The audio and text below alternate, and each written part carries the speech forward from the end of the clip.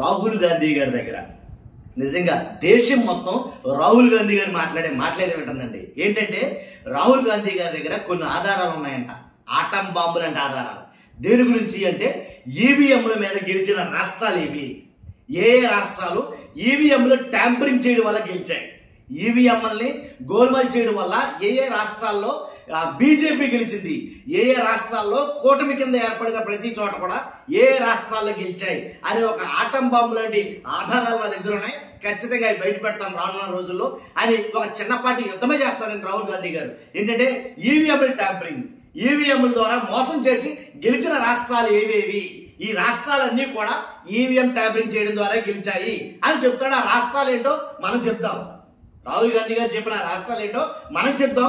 చెప్పే ముందు రాష్ట్ర ప్రజలందరికీ తెలియాలి కాబట్టి ఇలాంటి వార్త ఖచ్చితంగా మీరైతే లైక్ చేయండి, అందరికీ తెలియాలి. లైక్ చేయండి, లైక్ చేయడం ద్వారా మన ఇన్ఫర్మేషన్ ఎక్కువ మందికి షేర్ అవుతుంది. కుదిరితే షేర్ చేయండి. అంతేకాదు లైక్ చేయడం ద్వారా నాకు మోటివేషన్ ఉంటుంది. లైక్ చేయడం మీ బాధ్యత అని చెప్తాను నేను. కొత్తగా మన ఛానల్ ఎవరైనా చూస్తే కనుక పక్కాగా సబ్స్క్రైబ్ చేయండి. మీ అమూల్యమైన అభిప్రాయాన్ని కామెంట్ రూపంలో తెలియజేయండి. ఆంధ్రప్రదేశ్ ఎలా గెలిచింది అనేది కామెంట్ రూపంలో తెలియజేయండి. ఇప్పుడు ఈవీఎంలు ట్యాంపరింగ్ చేయడం ద్వారా లేదా ఈవీఎంలు గోల్మాల్ చేయడం ద్వారా కొన్ని రాష్ట్రాలు అయితే పక్కాగా అలాగే గెలిచాయి అని రాహుల్ గాంధీ గారు మాట్లాడతారు. ఆ రాష్ట్రాలు ఏంటో నేను చెప్తాను, కంగారు పడుతూ.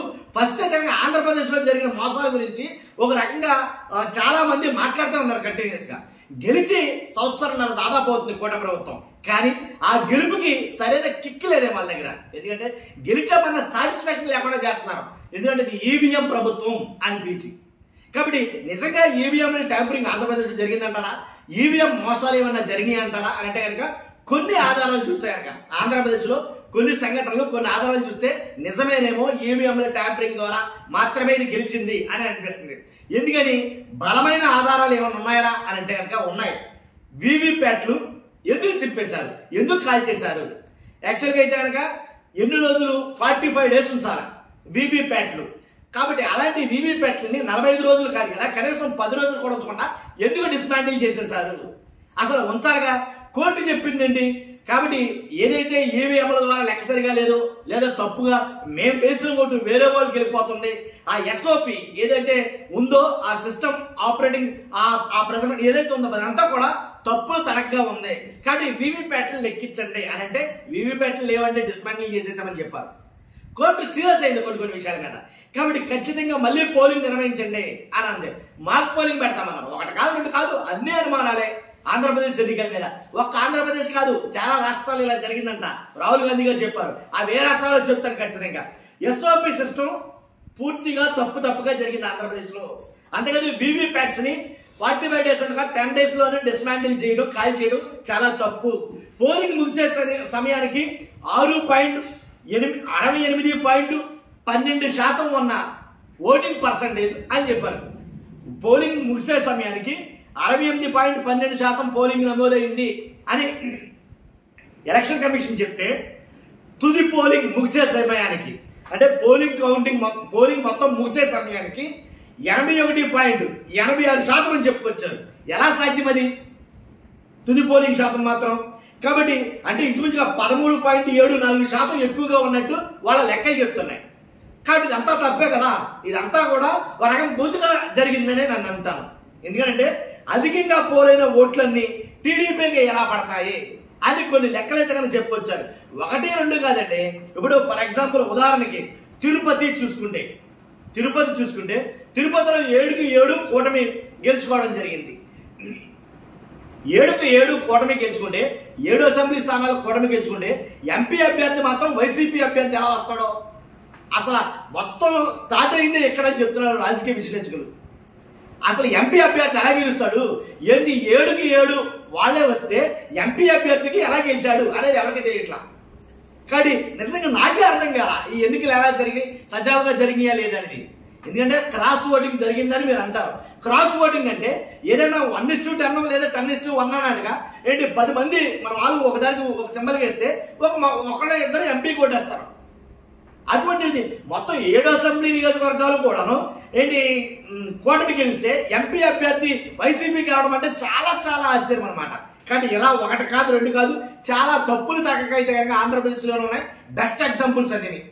కానీ మిగిలిన రాష్ట్రాల్లో కూడా 100% మిగిలిన రాష్ట్రాల్లో కూడా ఇలాగే ఈవీఎంలు ట్యాంపరింగ్ చేసో ఏదండి ఇంతకు ముందు ఏదైతే ఈవీఎం బాక్సులు పట్టుకెళ్లారో అప్పుడున్న ఛార్జింగ్ ఒక ఎత్తు అయితే కౌంటింగ్ నాడు డోర్లు తెలిస్తే కనుక అప్పుడు ఛార్జింగ్ ఎక్కువ చూపించడం చాలా చోద్యం కింద అనిపించింది, చాలా ఎటకారం అనిపించింది.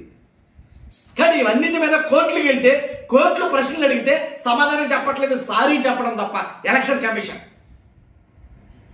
కాబట్టి ఇంకోటి ఏంటంటే ఏ రాష్ట్రాలు అంటే రాజస్థాన్ ఒకటి, మధ్యప్రదేశ్, గుజరాత్, మహారాష్ట్ర, హిమాచల్ ప్రదేశ్, ఆంధ్రప్రదేశ్, అస్సాం, ఒడిస్సా, ఇలాగ ఒకటి కాదు రెండు కాదండి చాలా రాష్ట్రాలు ఉన్నాయి ఈవీఎంలు ట్యాంపరింగ్ చేసి ఈవీఎంలను గోలుమాలు చేసి గెలిచిన రాష్ట్రాలు అని రాజకీయ పండితులు, విశ్లేషకులు, నిపుణులు చెప్తున్నమాట. దీని నిమిత్తం రాహుల్ గాంధీ గారు మన మామూలు కాదు యుద్ధం చేస్తారు. ఆయన ఈవీఎంల మోసం ద్వారా యుద్ధం చేస్తాడు.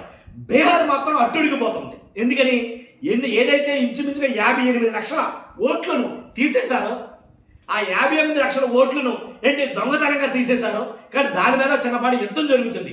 కోర్టు కూడా కలగజేసుకుంటుంది. వాస్తవానికి అయితే ఎలక్షన్ స్వయం ప్రతిపత్తి సంస్థ కాబట్టి దాంట్లో మేము కలగజేసుకోమనే కోర్టు ఎప్పుడు కూడా కొన్ని విషయాల్లో ఎలక్షన్ కమిషన్ మీద కూడా కొన్ని విషయాల్లో కోర్టులు జోక్యం చేసుకుంటున్నాయి. ఎందుకంటే ఆ రకంగా ఉంటున్నాయి వాళ్ళు తీసుకునే నిర్ణయాలు. ఇప్పుడు తెల్లారితే ఎన్నికలు అనగా ఇప్పుడు ఓట్లు సవరణ ఏంటి? ఇప్పుడు తెల్లారితే ఎన్నికలు అనగా ఇప్పుడు ఓట్లు సవరణ అండి. ఇంకో నెలలో ఎన్నికలు అనగా ఇప్పుడు ఓట్లు సవరించడం ఏంటి, ఓట్లు తీసేయడం ఏంటి? పైగా అది కూడా 53 లక్షలు 58 లక్షలు ఇన్నేసి లక్షల ఓట్లు తొలగిస్తే దాంట్లో ఓటున్నవాడు ఎవరు? అందుకనే ఒక్కో నియోజకవర్గాన్ని పైలట్ ప్రాజెక్టుగా తీసుకుని ఆ నియోజకవర్గంలో ఎంతమంది అయితే ఓట్లు మనిషి బ్రతుకుండగానే ఓట్లు తీసేశారో అలాంటి వాటన్నింటినీ మా దృష్టికి తీసుకురాని చెప్పేసి కోర్టు చెప్పింది ఆల్రెడీ. కాబట్టే ఏంటంటే అలాగా ఈ రాష్ట్రాలన్నింటిలో కూడా మోసం జరిగింది, నా దగ్గర ఆధారాలు ఉన్నాయి అనేది రాహుల్ గాంధీ గారు చెప్తారు. రాజస్థాన్, మధ్యప్రదేశ్, గుజరాత్, మహారాష్ట్ర, హిమాచల్, ఆంధ్రప్రదేశ్, అస్సాం, ఒడిస్సా ఆయన చెప్తున్న రాష్ట్రాల్లో ఆంధ్రప్రదేశ్ కూడా ఉంది, చాలాసార్లు ప్రస్తావిస్తున్నాడు. అంతేకాదు మహారాష్ట్ర అసెంబ్లీ ఎన్నికల్లో పూర్తిగా చీటింగ్ జరిగింది అని ఢిల్లీ ఏఐసిసి మీటింగ్ లో రాహుల్ గాంధీ గారు అనడం జరిగింది. మహారాష్ట్ర అసెంబ్లీ ఎన్నికల్లో పూర్తిగా చీటింగ్ జరిగిందని. కాబట్టి నా దగ్గర ఆధారాలు ఉన్నాయి. 6.5 లక్షల ఓటర్లలో 1.5 లక్షల ఫేక్ ఓటర్లు ఉన్నారు అనేది చెప్పడం. ఇలా ఒక రాష్ట్రం అనే కాదండి, చాలా రాష్ట్రాలు అయితే కనుక ఈ రకమైనటువంటి ప్రలోభాలకు గురి చేసి లేనిపోని అన్ని తీసుకొచ్చి కాబట్టి చాలా తప్పులు తగ్గకైతే కనుక ఎలక్షన్ కమిషన్ తీరు వ్యవహరించింది అనేది మాట్లాడుతున్నారు. కాబట్టి ఆంధ్రప్రదేశ్లో అంతగా మించి జరిగింది అనేది చాలా మంది నిపుణులు మాట్లాడుతున్నమాట. కాబట్టి మీ అభిప్రాయం అంటే ఖచ్చితంగా కామెంట్ రూపంలో తెలియజేయండి. ఈవీఎంల ద్వారా అంటే ఈవీఎంలు ట్యాంపరింగ్ చేయడం ద్వారా గెలిచిన రాష్ట్రాలు ఇవి, ఆంధ్రప్రదేశ్లో అది జరిగిందా? ఖచ్చితంగా కామెంట్ రూపంలో అయితే మీ అభిప్రాయం తెలియజేయండి. చూస్తారు మీరందరూ కూడా. ఫస్ట్ అయితే కనుక సబ్స్క్రైబ్ చేయండి మన ఛానల్ని, లైక్ చేయండి, ఎక్కువ మంది షేర్ అవుతుంది, షేర్ చేయండి. Thank you very much.